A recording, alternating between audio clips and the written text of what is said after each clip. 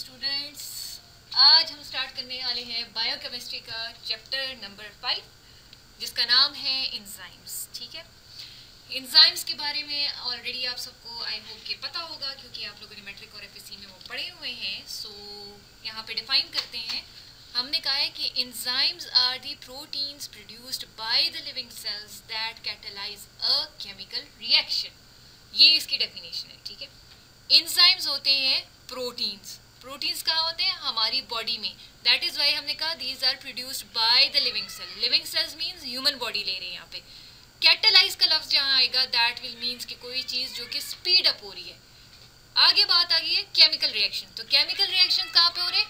Inside the human body, क्योंकि हम biochemistry पढ़ रहे हैं। So if we define enzymes, enzymes are the proteins produced by the living cells that catalyze a chemical reaction. अब पढ़ते हैं कुछ फीचर्स ऑफ एंजाइम। जैसे आपसे कोई जनरली पूछा व्हाट आर एंजाइम्स, तो पहले आप कहते हैं जी दीज आर प्रोटीन्स। ठीक है, they are in protein in nature but actually they are not proteins. ये बात भी इंपॉर्टेंट है। दूसरी, एंजाइम्स ऐसी चीजें हैं they are never used up in a reaction. ये रिएक्शन को स्पीड अप करते हैं लेकिन खुद बगैर इस्तेमाल हुए। They never initiate means start करना। So they never start a reaction but only accelerate the existing reaction. Accelerate means थोड़ा सा स्पीड अप करना या तेज करना। एग्जिस्टिंग रिएक्शन यानी कि मौजूदा रिएक्शन जो ऑलरेडी बॉडी के अंदर हो रहे हैं। And they act as biological catalyst. Biological इसलिए क्योंकि ह्यूमन बॉडी में हो रहे हैं, या हम कह सकते हैं कि लिविंग बॉडी में हो रहे हैं, तो इसलिए हम इसको कहते हैं बायोलॉजिकल। एंड कैटलिस्ट का मतलब होगा anything that will speed it up. Next slide में हम आपको कुछ इंपॉर्टेंट डेफिनेशंस पढ़ाएंगे। अब जाहिर बात है पिछली स्लाइड में हमने वर्ड यूज किया कैटलिस्ट। सो आपके लिए इंपॉर्टेंट है कि आपको ये पता चले कि जी कैटलिस्ट क्या होता है।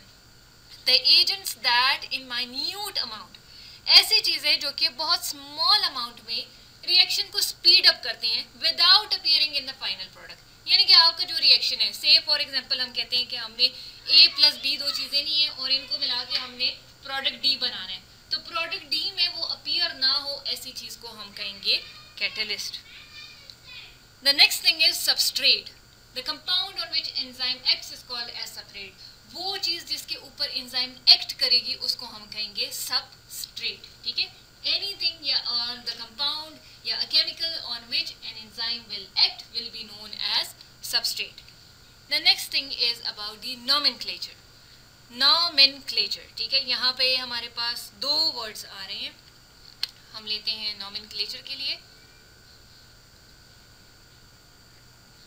एक होगा हमारे पास nomen, ठीक है, ये word, and the next word is the, ये नॉमिन एक हो गया and the next word is क्लेचर। ठीक है, नॉमिन का वर्ड जो है ये निकला है, ये ग्रीक वर्ड है और ये नेमिंग से निकला है। क्लेचर जैसे हम कहते हैं कि एक पूरा आपका फैमिली होती है, उसका नेम कैसे देते हैं। So enzyme, name of enzymes usually end up in ase. Word ase, ASE, ase जहाँ पे लगेगा दैट विल शो यू कि जी ये जो कंपाउंड है जिसकी हम केमिकल की बात करें ये एंजाइम है। Which comes before the name of is substrate, यानी सबस्ट्रेट से पहले सबस्ट्रेट होगा फिर उसके बाद एज लग जाएगा, तो पता चलेगा आपको कि अच्छा ये इस सबस्ट्रेट का एंजाइम है। से फॉर एग्जांपल हमारे पास अगर हम एग्जांपल्स देते हैं, ये देखिए यहाँ पे है सबस्ट्रेट लैक्टोज, इसका एंजाइम है लैक्टेज। तो हमने कहा था कि सबस्ट्रेट के नाम के बाद हमारे पास जो है वो एज सफिक्स आता है, तो उससे हमें पता चलता है कि लैक्टोज का जो हमारे पास एंजाइम है वो है लैक्टेज। प्रोडक्ट्स क्या बनेंगे, यानी कि लैक्टोज सबस्ट्रेट है, कंपाउंड है जिसके ऊपर एंजाइम लैक्टेज एक्ट करता है, तो हमारे पास प्रोडक्ट बनता है ग्लूकोज प्लस लैक्टोज। अब अगर इस रिएक्शन को आप गौर से देखते हैं, ठीक है, तो इस रिएक्शन में कहीं पे भी प्रोडक्ट में आपके पास एंजाइम प्रोड्यूस नहीं होता। इसीलिए हमने कहा कि एंजाइम एक ऐसा प्रोटीन है जो कि रिएक्शन को स्पीड अप करता है without being used by itself और without appearing in the final product. अब इस स्लाइड में आपको कुछ एग्जांपल्स नज़र आ रही हैं जिसमें उनके प्रेजेंट सबस्ट्रेट भी मौजूद है और उसके साथ उसका एंजाइम भी लगा हुआ है।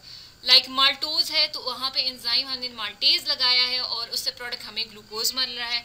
सेलुलोज है तो एंजाइम हमारे पास सेलुलेज है जिससे प्रोडक्ट ग्लूकोज मिल रहा है। लिपिड है जिसके पास आपके पास एंजाइम लाइपेज है और प्रोडक्ट हमारे पास ग्लिसरॉल और फैटी एसिड मिल रहे हैं।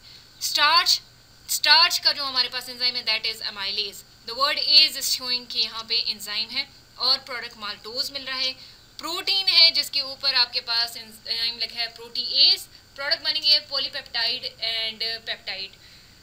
यहाँ पे कहीं पे भी फाइनल प्रोडक्ट में आपको नहीं नज़र आ रहा है तो वो है एंजाइम, बिकॉज हमने कहा है कि enzymes are the proteins that speed up a chemical reaction within the living body without being used themselves. ठीक है, अगेन हम नेक्स्ट स्लाइड में दोबारा से वही चीज़ें रिपीट करें कि जी प्रॉपर्टीज ऑफ एंजाइम्स वो इसी के डेफिनेशन में से ही हमने लिए। Enzymes are protein in nature, they never initiate any reaction, instead they accelerate the pre-existing reaction। pre-existing मतलब जो ऑलरेडी से मौजूद रिएक्शंस है उसको सिर्फ स्पीड अप करें।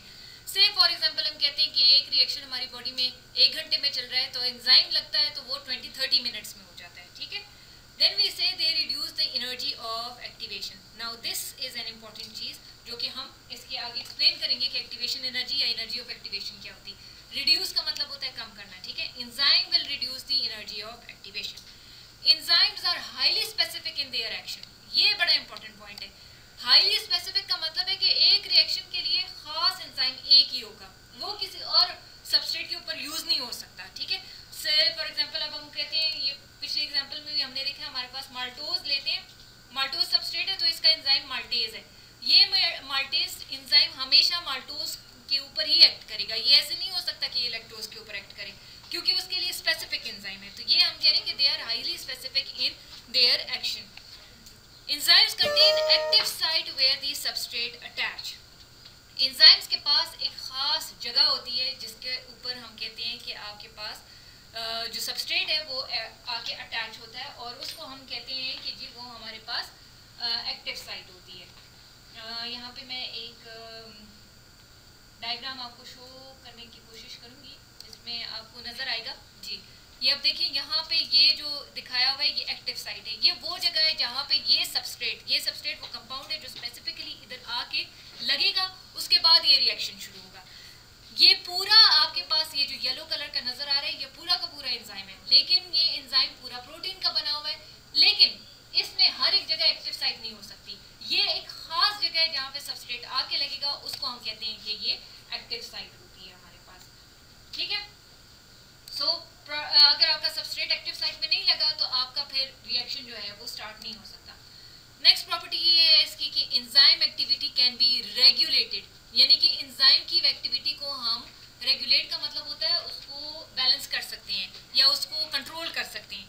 That is they can be activated और इनहिबिटेड, या तो उसको शुरू कर सकते हैं या फिर उसको थोड़ी देर के लिए मना कर सकते हैं। इनहिबिट का मतलब है मना करना। अगर मैं यहाँ पे स्टॉप का लफ्ज लिखा होता तो हम कहते कि जी हमने रोक दिया। तो एंजाइम की एक्टिविटी को या तो हम स्टार्ट कर सकते हैं, एक्टिवेट मतलब शुरू कर सकते हैं, या इनहिबिट उसको थोड़ी देर के लिए रोक सकते हैं, बिल्कुल स्टॉप कभी भी नहीं करते। ठीक है, सो मैंने आपको इसमें एक पॉइंट पढ़ाया था पीछे, मैंने कहा कि दे रिड्यूस द एक्टिवेशन एनर्जी। तो आपके दिमाग में ये सवाल होगा कि जी एक्टिवेशन एनर्जी क्या होती है? The minimum amount of energy required by the reactants to start a reaction, यानी जिस चीज़ के ऊपर एंजाइम एक्ट करेगा वो जब आपके पास उनके पास थोड़ी सी मतलब कम से कम अमाउंट ऑफ एनर्जी होगी ताकि वो रिएक्शन को शुरू कर दें, उसको हम एक्टिवेशन की एनर्जी कहते हैं। जब वो रिएक्शन शुरू हो जाता है तो एंजाइम आता है और उस बढ़ी हुई एनर्जी को थोड़ा कम कर देता है। तो जब वो कम हो जाती है तो फिर आपका रिएक्शन ऑटोमेटिकली स्टार्ट हो जाता है। ठीक है, मतलब हमारे पास अगर हम यूँ कहना चाहें कि जी अच्छा, अब आप यहाँ पे देखिए, मैं आपको बताती हूँ कि से फॉर एग्जांपल हमारे पास एक है रिएक्टेंट A, ठीक है, यानी ये कंपाउंड केमिकल है, और एक हमारे पास B है। ठीक है, अब ये दोनों ने आगे रिएक्शन स्टार्ट करना है। तो जब रिएक्शन स्टार्ट करना होगा इन्होंने क्या करना है, यहाँ पे मिनिमम एनर्जी यानी कि थोड़ा सा मिनिमम अमाउंट ऑफ एनर्जी इन्होंने लेनी है।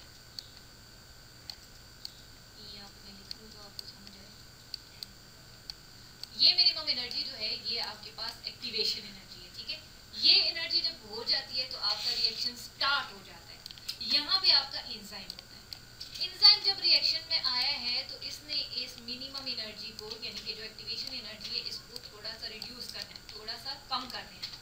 मकसद क्या होगा कि जो आपके पास प्रोडक्ट बन रहा है तो ये एंजाइम इस एनर्जी को थोड़ा कम करेगा, ये मिनिमम एनर्जी यानी कि जो एक्टिवेशन एनर्जी है इसको रिड्यूस करेगा, तो आपका रिएक्शन स्पीड अप हो जाएगा, बड़ा तेज चलेगा और आपके पास ये प्रोडक्ट जो है टाइम पर मिलेगा।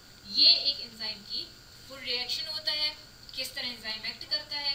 ये जो ए और बी है यहाँ पे ये आपके पास सबस्ट्रेट है जिसके ऊपर ये एंजाइम एक्ट करेगा, ठीक है। और फिर यहाँ पे एंजाइम ने जो एक्ट कर लिया तो आपके पास ये प्रोडक्ट बन गई है। अब आखिर में देखें इस प्रोडक्ट के पास कोई एंजाइम नहीं है, ये एंजाइम ना तो यूज्ड अप हो गया